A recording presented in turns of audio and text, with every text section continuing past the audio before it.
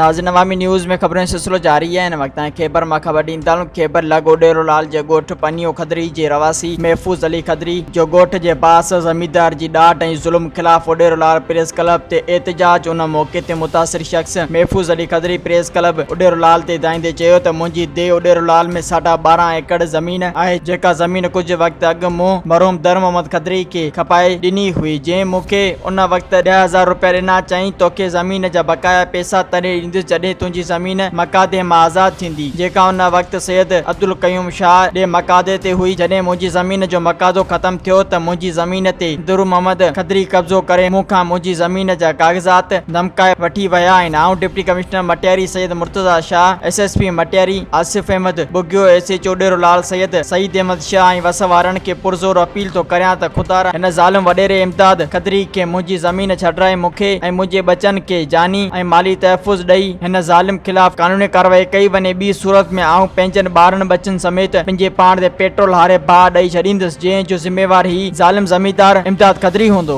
मज़ीद खबरों और तफसीलात के लिए विजिट करें हमारी वेबसाइट www.awamiNewsHD.com।